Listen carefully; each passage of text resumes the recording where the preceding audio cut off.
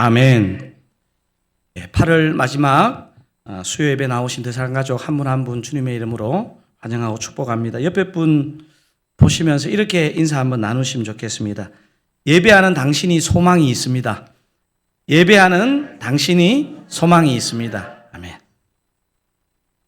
광고를 하나 드리면 다음 수요 기도에 우리 말씀 전하고 나서 파시오네 보체라는 합창단 특송이 있습니다. 이 파시오네 보체라는 합창단은요, 파시오네가 보니까 이태리어로 패션, 열정 이런 뜻이고, 보체는 voice, 소리, 목소리라는 의미로 파시오네 보체, 열정적인 목소리라는 의미를 가진 합창단인데요. 분당 우리 교회 2부 찬양대 지휘하시는 김영애 지휘자님이 섬기시는 합창단인데요. 이 합창단이 주일 늦은 오후 시간에 저희 드사랑교회 본당에서 연습을 하시는데 감사의 뜻으로 특송을 하러 오시게 되는데 다음 주 수요 기도회 요 뒷부분에 4곡을 준비해 오시는데 큰 은혜의 시간이 될 것으로 그렇게 기대합니다. 많이 참석하시면 좋겠습니다. 하나님께서 오늘 우리에게 주시는 말씀은 아가 1장 8절에서 11절까지 말씀입니다. 제가 가진 성경은 구약 성경 960면에 있습니다. 960면에 있는 아가 다 찾으시면 제가 8절, 여러분이 9절 그렇게 11절까지 교독하겠습니다. 제가 먼저 8절 읽겠습니다. 여인 중에 어여쁜 자야 내가 알지 못하겠거든 양떼의 발자취를 따라 목자들의 장막 곁에서 너의 염소 새끼를 먹일지니라. 내 사랑아 내가 너를 바로의 병거의 준마에 비하였구나. 내 두 뺨은 따은 머리털로 내 목은 구슬깨미로 아름답구나. 우리가 너를 위하여 금사슬에 은을 박아 만들리라. 아멘. 오늘이 아가 시리즈 제가 아가를 하고 3번째 시간입니다. 문제는 첫 번째, 두 번째 내용이 기억이 안 난다는 사실입니다. 그래서 지나간 2번의 내용을 잠깐 리마인드 해드리고 오늘 본문을 보면 좋겠는데요. 그러니까 아가서가 어려운 이유는 상징적이고 비유적인 표현이 많다는 이유도 있고요. 이게 사실 개정개혁의 성경을 읽어보면 언어 대사가 누가 하는 대사인지가 명기가 되어 있지 않기 때문에 더 헷갈립니다. 그래서 새번역에서는 여러분 새번역 이렇게 성경을 아가를 펴보면요, 이게 누구의 대사인지가 나옵니다. 사실은 누구의 대사인지만 좀 알아도 의미를 파악하는데 훨씬 편하거든요. 물론 새번역에서 누구의 대사라는 그 설정이 이게 이제 성경학자들에 따라서 좀 다른 의견들이 또 있기도 해요. 하여튼 새번역에 매긴 배역을 개역 개정에 붙여서 찬찬히 여러분과 지나온 부분들을 잠깐만 한번 보면 오늘 본문을 이제 이해하는 데 좀 나을 것 같은데요. 첫 시간 제가 했던 본문이 1절에서 4절입니다. 그러니까 1절은 지금 제목이고, 그러니까 2절, 3절, 4절 상반절까지가 이 술람미 여인의 대사입니다. 그리고 4절의 하반절은 이 술람미 여인의 친구들의 대사입니다. 제가 한번 자막을 여러분 띄워드리고 한번 읽어보겠습니다. 1절에서 4절 지나왔던 구절인데요. 솔로몬의 아가라, 저건 제목이죠. 이제 이 술람미 여자의 대사입니다. 내게 입맞추기를 원하니 내 사랑이 포도주보다 나음이로구나. 내 기름이 향기로워 아름답고 내 이름이 쏟은 향기름 같으므로 처녀들이 너를 사랑하는구나. 왕이 나를 그의 방으로 이끌어 들이시니 너는 나를 인도하라. 요까지가 이제 그 술람미 여인의 대사이고 4절 하반절이 술람미 여인의 친구들의 대사입니다. 이 친구들 대사를 같이 한번 해볼까요? 우리가 너를 따라 달려가리라. 우리가 너로 말미암아 기뻐하며 즐거워하니 내 사랑이 포도주보다 더 진함이라. 처녀들이 너를 사랑함이 마땅하니라. 이게 방금 읽은 이 구절은 술람미 여인이 솔로몬 왕자를 사모하는 고백이면서 동시에 성도인 우리가 주님을 사모할 때 나오는 고백이라고 보면 맞겠습니다. 그러니까 사람의 입을 깨끗하게 하는 포도주를 생각하며 그러니까 주님을 포도주보다 더 나은 분으로 또 우리 죽은 영혼의 악취를 가려주는 향기름 같은 분으로 우리 주님을 이 아가스가 시작하면서 묘사하고 있습니다. 2절의 그 입맞춤이라는 구절이 굉장히 중요한데요. 이게 바로 우리 주님과의 연합을 상징합니다. 여러분, 우리 성도가 언제 가장 행복하냐 하면요, 우리 주님과 연합을 맛볼 때 우리는 가장 행복한 존재가 됩니다. 이게 첫 시간에 다룬 내용입니다. 이런 본문을 처음 보는 것 같죠? 괜찮습니다. 두 번째 시간에는 5절, 6절, 7절을 다루었는데 이 5절, 6절, 7절도 술람미 여인의 고백입니다. 함께 이 술람미 여인의 지난 그 본문의 고백을 한번 읽어보도록 하겠습니다. 예루살렘의 딸들아, 내가 비록 검으나 아름다우니 게달의 잔막 같을지라도 솔로몬의 휘장과도 같구나. 내가 햇볕에 쬐어서 아들들이 나에게 노하여 포도원 지기로 삼았음이라. 나의 포도원을 내가 지키지 못하였구나. 내 마음으로 사랑하는 자야, 내가 양치는 곳과 정오에 시기하는 곳을 내게 말하라. 내가 내 친구의 양떼 곁에서 어찌 얼굴을 가린 자 같이 되랴. 두 번째 시간에 제일 중요한 표현은 뭡니까? 비록 검으나 아름답다는 표현입니다. 이걸 신학적인 용어로 칭의라고 한다는 말씀을 드렸습니다.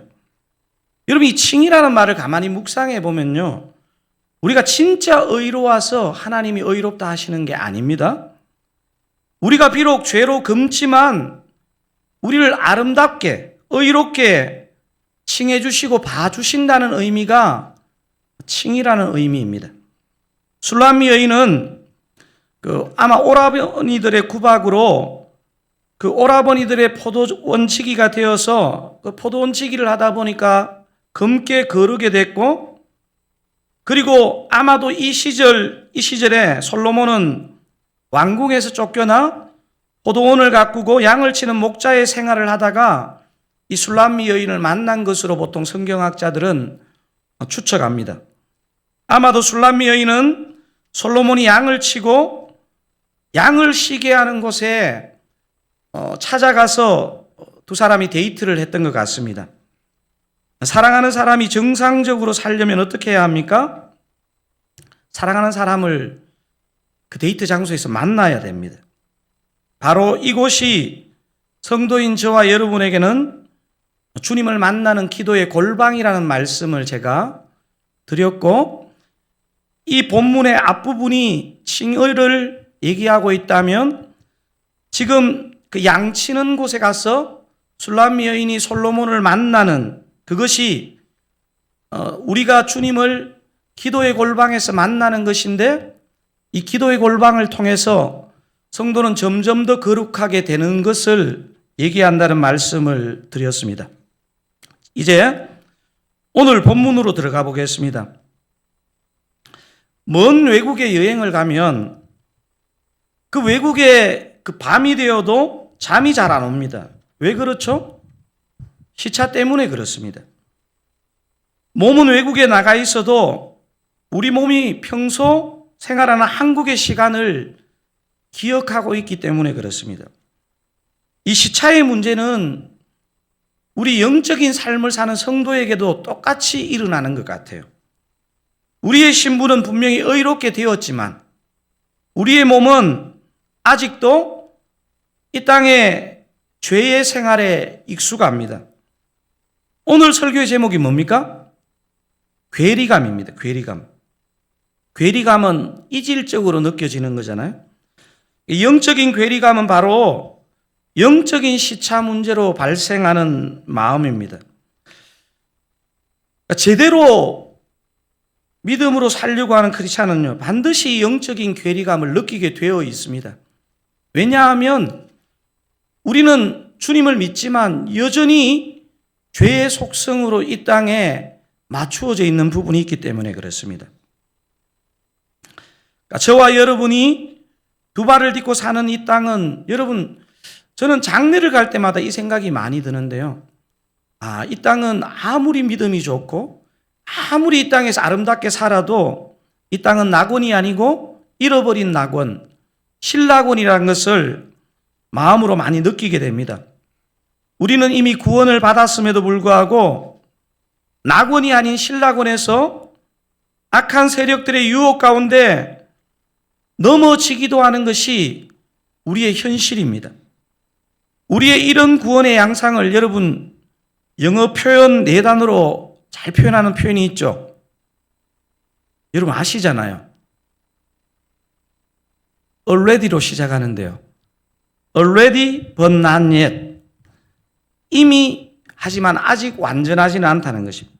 이미 구원을 받았지만 아직 구원을 완전하게 받은 것은 아니다는 말을 already but not yet 이렇게 표현합니다. 오늘 본문은 성도로서 반드시 경험하는 이 괴리감의 문제를 어떻게 우리가 대처하면 좋을지를 잘 보여주는 본문입니다.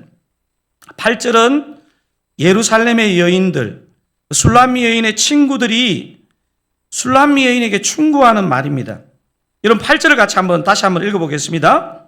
시작. 여인 중에 어여쁜 자야,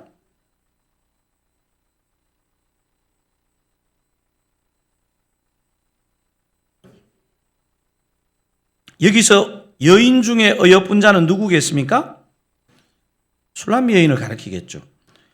오늘 지금 8절 앞에 지난 본문 그 끝절 7절에서 술람미 여인은 솔로몬 왕자가 양치는 곳을 찾고 있었습니다. 여인의 친구들이 조언을 합니다.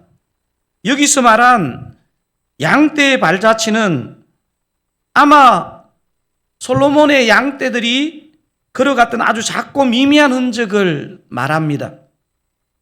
그 미미한 흔적을 따라가다 보면 분명히 목자의 장막, 솔로몬이 양을 데리고 있는 장막을 발견하게 된다는 그런 의미가 요 안에 들어 있습니다. 저와 여러분의 믿음의 여정이 바로 이 양떼의 발자취를 따라가는 여정입니다. 저도 사실은 목동 생활을 안 해봐서 양떼의 발자취를 따라간다, 이게 리얼하게 다가오지는 않는데 아마 보일랑말랑하고 흔적이 미미한 그런 모습 같습니다. 우리의 신앙생활에는 우리가 신앙생활을 잘해도 이런저런 송사가 있습니다. 사단 마귀도 송사하고 때로는 툭 던지는 말인데 주변의 사람들도 송사합니다. 그럴 때 우리는 흔들리게 되죠. 8절 묘사를 통해 알아야 할 것은 성도인 우리가 걸어가는 길이요, 뻥 뚫려 있는 하이웨이가 아니고 이 좁은 길이라는 겁니다. 오늘 본문의 표현대로 양떼의 발자취를 따라가라는 길이라는 겁니다. 여러분 잘 아셔야 되는 게요, 이 성공주의 기독교를 우리가 배우면요, 아니 내가 예수를 믿는데 왜 성공을 하지 못해? 왜 잘 안 돼? 이렇게 하는데요, 그것은 기독교가 아닙니다. 사실은 기독교는 성공하는 것을 가르쳐 주는 게 아니고요, 이 양떼의 발자취를 따라가는 길을 우리 주님도 그렇게 가셨고 우리 믿음의 선배들도 그렇게 갔고 우리도 그렇게 가는 것을 우리가 배우는 것입니다. 우리는 주변의 송사로 우리가 가는 길이 헷갈릴 때 한 번쯤 아주 진지하게 질문해야 됩니다. 내가 가는 이 길 끝에 과연 누가 계실까? 내가 가는 이 길 끝에 정말 주님이 계시는 걸까에 대한 질문이 필요합니다. 우리가 열심히 신앙생활도 중요하겠지만 진짜 내가 가는 이 길 끝에 주님이 계신가에 대한 질문. 여러분 여기서 한글 성경은 염소 새끼로 번역했는데요, 원어는요 염소라는 단어가 없습니다. 사실 새끼들이라는 단어입니다. 새끼들을 먹이라. 근데 이제 이 새끼들이니까 아마 양떼들일 수도 있고 염소떼들일 수도 있습니다. 여러분 여기 새끼들을 먹이라 하면요, 그러니까 양들을 먹이라는 것입니다. 저와 여러분은 주님 곁에서 우리에게 맡겨주신 양들을 성실히 먹여야 하는 존재라는 것입니다. 그래서 본문 8절은 우리 삶에서 발생할 수 있는 영적 괴리감의 문제를 어떻게 처리해야 되는지 이렇게 좀 정리해 볼 수 있을 것 같습니다. 여러분, 믿음의 여정에서 발생하는 영적 괴리감을 어떻게 극복하면 되나요? 이 질문에 대해서 오늘 본문 8절에 기반해서 이렇게 여러분 답하시면 좋을 것 같습니다. 같이 한번 읽어볼까요? 이 땅이 신라건임을 알고 좁은 길을 걸어가며 맡겨주신 양들을 성실히 먹여야 합니다. 생각하시면서 다시 한번 읽어볼까요? 이 땅이 신라곤임을 알고 좁은 길을 걸어가며 맡겨주신 양들을 성실히 먹여야 합니다. 여러분 혹시나 요즘 삶을 지금 1번의 답에 비추어 봤을 때 여러분 이렇게 살고 있다면요, 영적으로 잘 살고 있는 것입니다.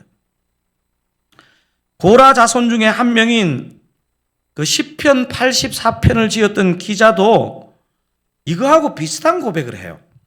여러분 시편 84편 6절 아마 장례 예배에 많이 등장하는 구절인데 느낌이 오늘 8절하고 되게 비슷해요.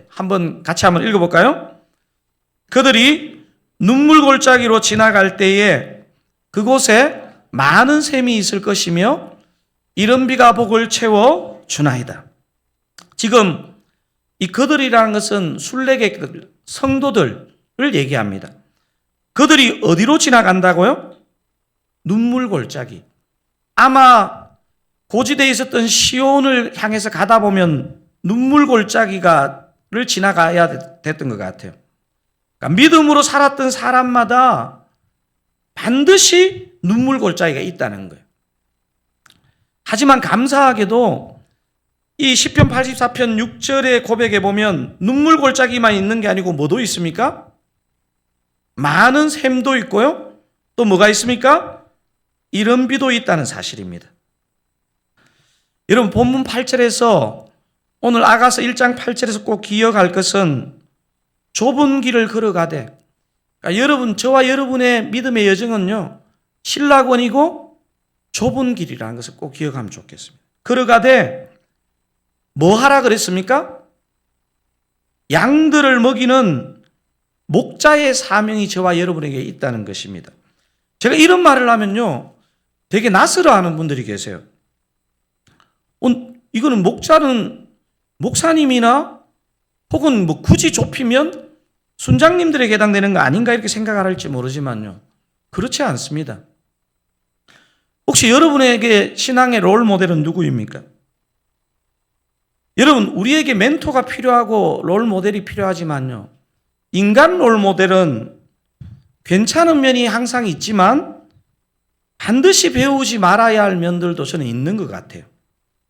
여러분 우리의 궁극적인 멘토 롤 모델은요 예수 그리스도여야 합니다. 우리 주님이 어떤 길을 가셨습니까? 넓은 길을 가셨습니까? 좁은 길을 가셨습니까? 영광의 길을 가셨습니까? 고난의 길을 가셨습니까? 히브리서 기자는 히브리서를 마무리하는 13장에서 우리 주님이 어떤 삶을 사셨는지를 너무 선명하게 우리에게 요약해 주고 있습니다. 제가 11절 읽어볼 테니까 12절 13절 같이 한번 읽어볼게요. 이는 죄를 위한 짐승의 피는 대제사장이 가지고 성소에 들어가고 그 육체는 영문 밖에서 불사름이라. 여러분 12절 13절 같이 읽어볼게요. 그러므로 예수도 자기의 피로서 백성을 거룩하게 하려고 성문 밖에서 고난을 받으셨느니라.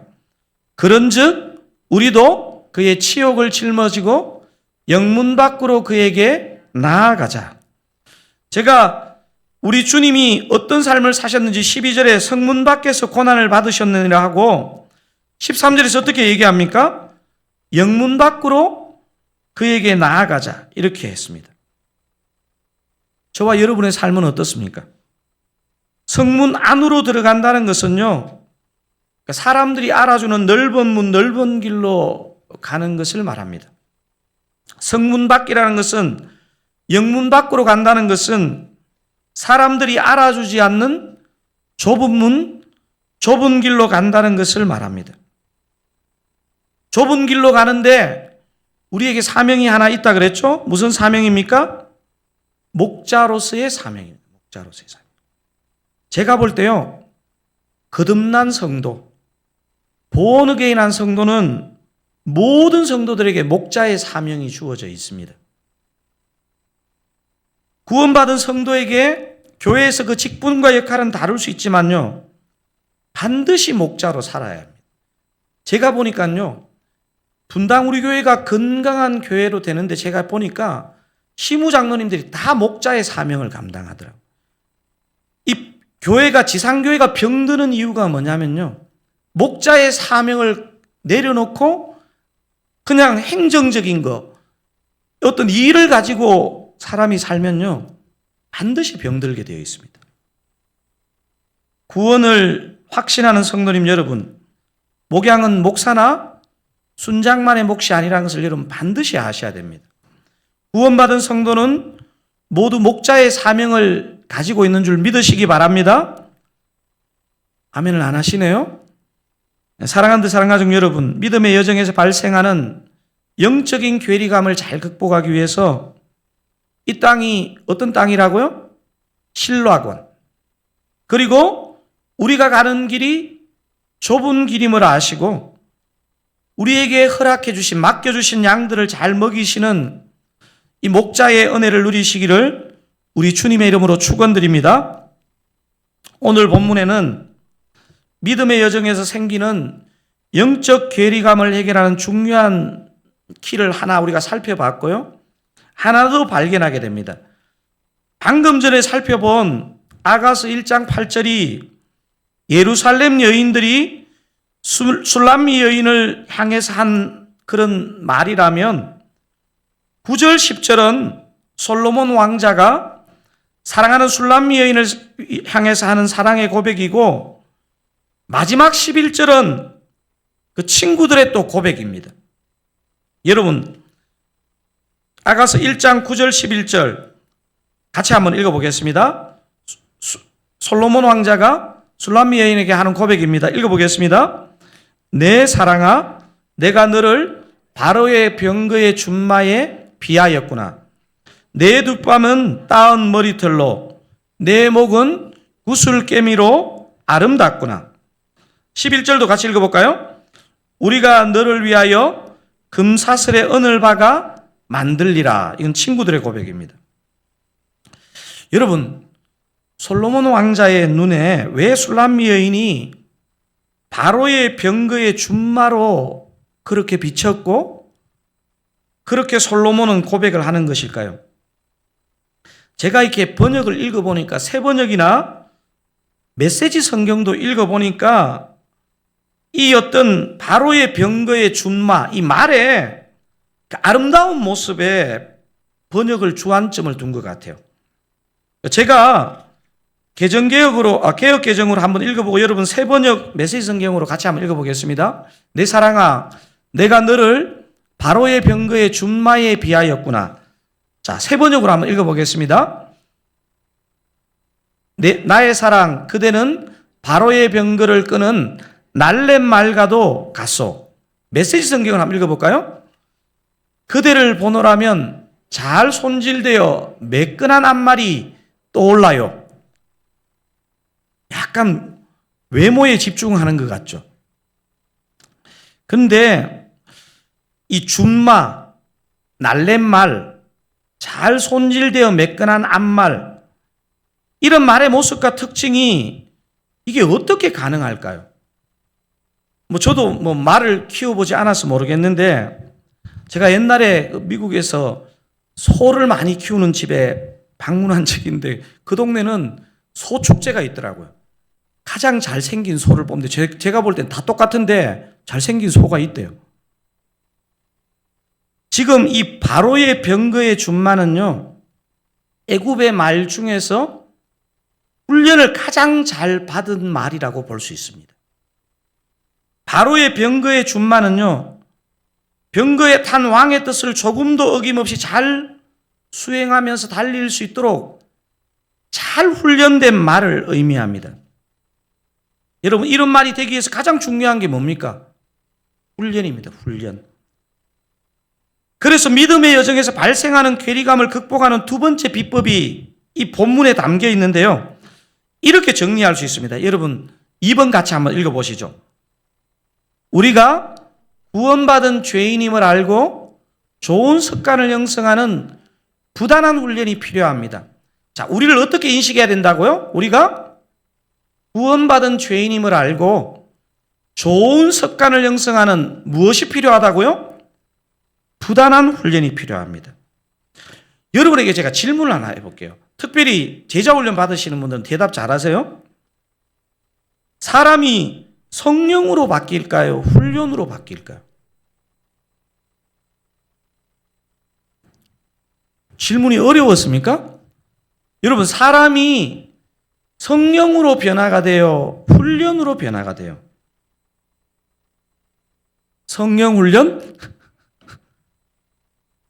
여러분, 굉장히 중요한 질문입니다, 이거. 사람은요, 이게 제가 왜 이런 질문을 하냐면요, 약간 신앙이 오순절적에 가까운 분들은요, 성령이 사람을 변화시킨다고 주장합니다. 또 장로교에서 말씀에 대해서 너무 이게 집착을 하는 분들은요, 반드시 말씀의 훈련이 사람을 바꾼다고 해요. 근데 제가 볼 때요, 사람의 변화는 성령과 훈련이 같이 가야 됩니다. 성령으로 변화된다는 것을 믿는 사람은요, 반드시 훈련이 뒤따라야 한다는 것을 알아야 하고요, 훈련의 중요성을 인식하는 사람은요, 훈련 자체로 사람이 바뀌는 게 아니고요, 훈련을 통해서 그 성령이 그 사람을 바꾼다는 것을 알아야 합니다. 그래서 제자훈련에서 진짜 그 제자훈련의 성패가 뭐냐? 나를 끊고 성령님의 지배를 받으면서 성령님을 의지하는 것이 내 삶의 습관이 되는 것. 이게 제자훈련의 가장 중요한 관건입니다. 여러분, 성숙한 성도에게 중요한 게 뭐냐면요, 성령의 다스림을 받는데 막 1년에 몇 개월만 인텐시브 코스로 받고 이러면 성숙한 사람이 아니에요. 어떤 도전이 오고 어떤 상황이 되어도 성령을 의지하고 성령의 지배를 받는 훈련이 된 사람, 이 사람이 바로 성숙한 사람입니다. 아직도 무더위가 끝나지는 않았지만 이제 2학기가 시작되었습니다. 우리가 목사인 저부터 우리 순장님들 할 것 없이 훈련생들, 여러분 그냥 성도님들도 다시 이제 이 무더운 여름을 이제 보내면서 2학기를 시작하면서 점검해야 될 것이 있습니다. 다시 주님을 바라보고 의뢰하는 훈련을 시작해야 됩니다. 무더위로 느슨해진 생활을 다시 점검하고 여러분의 경건 생활을 다시 점검해야 하는 것입니다. 특별히 에어컨 아래에서 늦은 밤까지 드라마 삼매경에 빠지신 분은 이제 일찍 주무시고 일찍 일어나셔야 됩니다. 빨리 끝나고 가가지고 드라마 봐야 되는데 이러신 분들, 기도하고 싶지만 혼자 집에서 기도가 잘 안 되시는 분은요, 교회 나와서 기도하는 훈련들을 하실 필요가 있습니다. 제가 보니까 제가 추측컨대 큐티책 구입하고 제일 큐티 안 하는 달이 7, 8월인 것 같아요. 아마 큐티책 구입하시고 책꽂이에 꽂혀 계신 분 계시죠? 이제 다 끝났어요. 9월, 10월 큐티책 구입하시고 다시 말씀을 묵상하는 연습을 시작하셔야 됩니다. 오늘 오랜만에 수요예배 나오신 분들, 내가 이제 주중 예배도 드려야 되겠다, 그런 마음을 가지시고 주중 기도의 불을 다시 지피시기를 바랍니다. 사랑하는 사랑가족 여러분, 오늘부터 다시 주님을 의뢰하고 붙드는 연습과 훈련을 잘 시작하시는 저와 여러분 되시기를 주님의 이름으로 축원드립니다. 오늘 저와 여러분은 아가서 1장 8절, 9절, 10절, 11절을 통해 두 가지 메시지를 살펴보았습니다. 나눈 메시지를 다시 한번 우리 복습하고 오늘 설교를 좀 마무리하면 좋겠는데요. 자, 믿음의 여정에서 발생하는 영적 괴리감을 어떻게 극복하면 되죠? 자, 1번 어떻게 답하시겠습니까? 이 땅이 신라건임을 알고 좁은 길을 걸어가며 맡겨주신 양들을 성실히 먹이시는 저와 여러분 되시기 바랍니다. 자, 두 번째 어떻게 극복하면 되죠? 우리가 구원받은 죄인임을 알고 좋은 습관을 형성하는 부단한 훈련이 필요합니다. 아멘. 우리가 전능하신 하나님을 믿고 우리가 하나님의 자녀가 되었어도 여전히 이 땅은 낙원이 아니고 신락원이라는 사실을 여러분 잊지 마십시오. 우리는 넓은 문, 넓은 길로 가는 존재가 아니고 좁은 문, 좁은 길로 가야 하는 존재라는 것을 꼭 기억하십시오. 우리 주님께서 우리가 가는 이 좁은 문, 이 좁은 길을 가셨고 우리의 이 좁은 길 끝에 우리 주님이 반드시 계실 것입니다.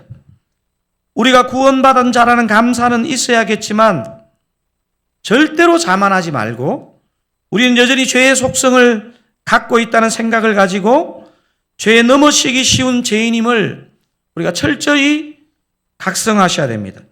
우리가 구원받은 죄인임을 알고 죄된 습성을 바꾸는 부단한 훈련이 다시 시작되기를 바랍니다. 여러분, 성령님은 절대로 게으른 자에게 로또처럼 일하지 않습니다. 성령님은 우리의 변함없는 매일매일의 삶을 통해 부단히 우리를 빚어 가실 것을 저는 믿습니다. 경건이 저와 여러분의 습관이 되고 체질이 되는 그날까지 부단히 우리를 쳐서 복종하는 은혜 누리시기를 우리 주님의 이름으로 축원드립니다.